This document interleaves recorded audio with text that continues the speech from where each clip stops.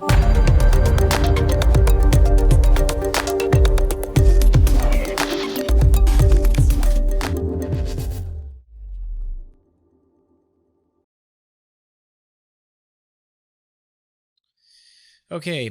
we're back at video number 2 on reverse engineering, and in this video what we're going to be looking at how we're going to be taking mixed notes for the song. Now keep in mind we're only using here a stereo track. Now this is one of my tracks here, but the key point here is, depending on how you take your notes, I personally like to take a piece of paper and a pen, sit there and write out based on my markers.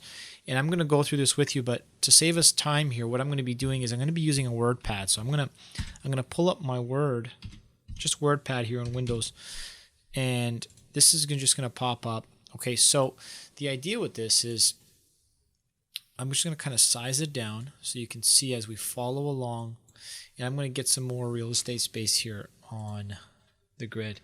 Okay, let's get it back up there. Okay, so here's WordPad, and what we want to do is we want to start taking some notes. So here's the basic outline to doing mixed notes.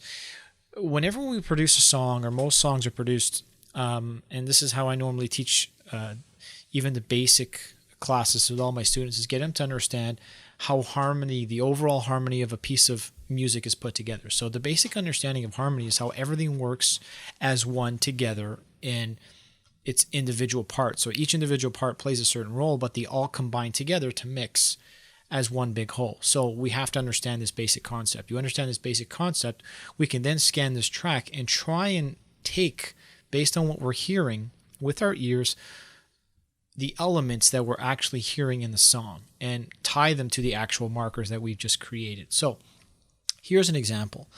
So what I'm going to do here is I'm going to, let me just, okay. So we're going to quickly listen over here. I'm going to click back in Ableton. I'm going to close this again. And what we're going to do is we're going to be listening.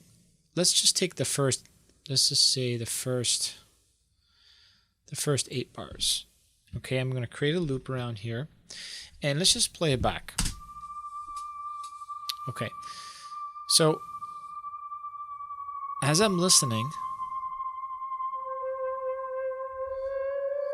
it pretty much to me, okay, so I could do, let's listen a little bit further. I'm going to click from here.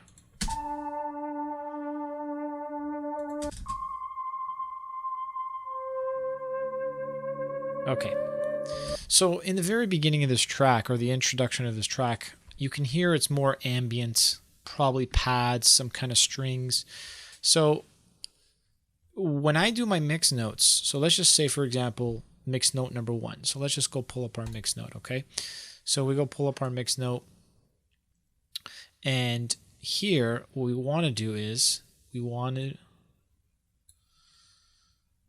type in number 1, because in this case I'm using my number, right? And I would name it. If you're using a name, I would just put the name, but here I'm just putting number 1, and then I'm gonna put pretty much down what I'm hearing. So I'm gonna put a pitch bend pad, right? So you want to kind of describe it, pitch bending pad.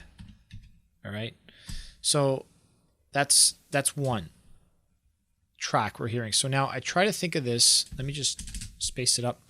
You can even put like a side point just so we know how many tracks. And then I just kind of just lay it out, right? So we just go and lay it out part by part. So the next one could be, let's take a look.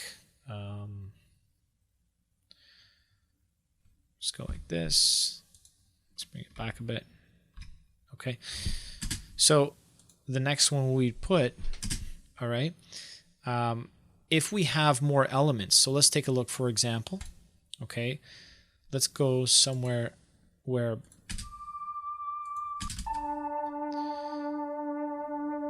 okay, so I think it's on marker 3, which is the end of the 24th bar. Okay, so we have another ambient pad coming in. So let us go back, okay, and I'm just going to pull up. So marker number 3, right? So you see how I'm not using marker number 2. I'm only going to take the markers that where I hear elements coming in and out. And that's really the most important and the most, I would say, key areas I focus on when I'm doing this reverse engineering. So I could go ahead and just kind of like, let's just say number 3. 3, okay.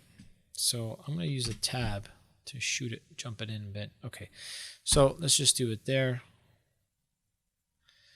Okay, now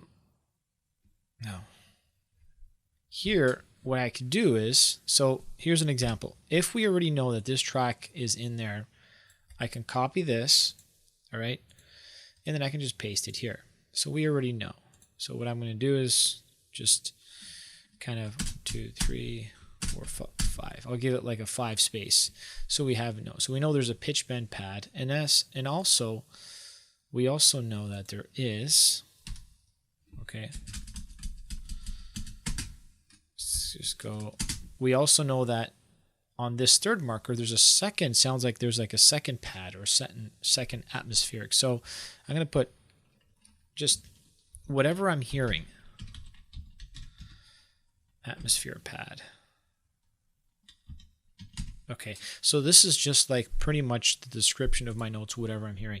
Now, I recommend when you're putting your notes together, do it relative to whatever is going to make you remember what you've written down. It's just that much easier for yourself. If you find it's going to be that much easier for yourself to be able to remember what you're writing and what you've putting down. Okay, so that's pretty much what I'm doing here. Now, here's the idea. I'm just going to minimize this. So as we go through the rest of the song, what you want to do now is through your mix notes is we want to just kind of go through the elements and we just start adding the markers. Okay, so marker number 5, for example. So we can hear, it sounds like there's 2 kind of atmospheric pads in this point, but here's where marker number 5. Okay. So I'm just going to bring that up a bit.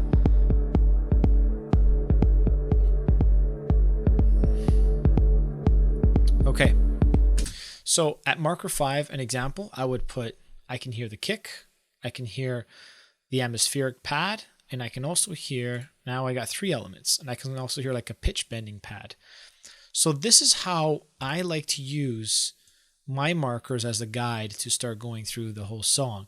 Now, I'm not going to go through the whole song here with you, but just so you guys understand, or just so you all understand, is the main concept here is we need these markers to guide us so we understand how many tracks, or we're trying to figure out how many tracks are actually in the segment of the song. So as I move, for example, let's go halfway. So here, let's just see how the song progresses. So I'm going to zoom in, okay? So here I hear the kick, I hear the 2 atmospheric pads. I'm going to jump up the next 8. Okay, same thing. So it's probably going to carry, I've chosen probably, or I have chosen 16 bar structures. So next one, now we have our top end with a percussive sound acting as our highs, okay? Right? So I can hear hats, I can hear a percussive, I can hear the kick, I can hear the pads, or the atmospheric pad. The pitch bend pad's not there anymore, right? Let's go to the next segment.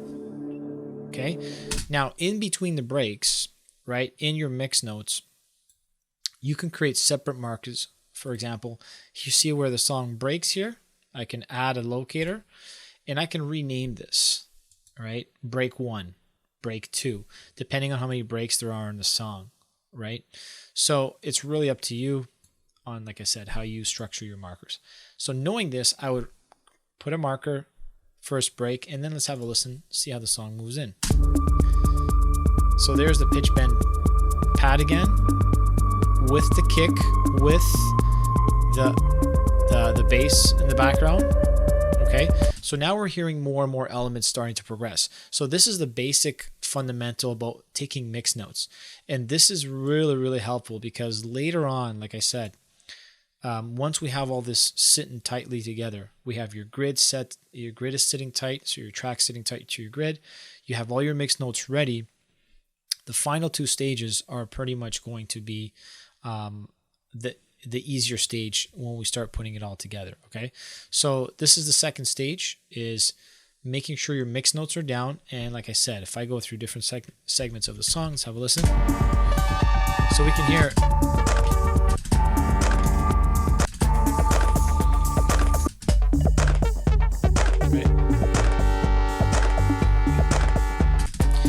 You can just hear many different elements as the song starts to really progress and start to move forward, okay? So this is the basic approach to writing mix notes. Use your markers to the best that you can to have a detailed description of what's going on. And remember, the most important element here, the most important part here about doing this exercise is we want to try and extract from the song the layers that are involved. So stage 2 is pretty much learning the layers involved in your song. And you can only do this to the best of your ability. Obviously, you don't have the actual session of how this track was recorded or how it's all laid out. You're only using a stereo track. I understand that, but you have to use the best of your ability to try and extract how many tracks you're hearing, so that way we can start setting the ground forward to be able to start writing and understanding how many parts there are to this song. So how much is actually going on. Okay, so thanks for watching, and we'll get to the next video.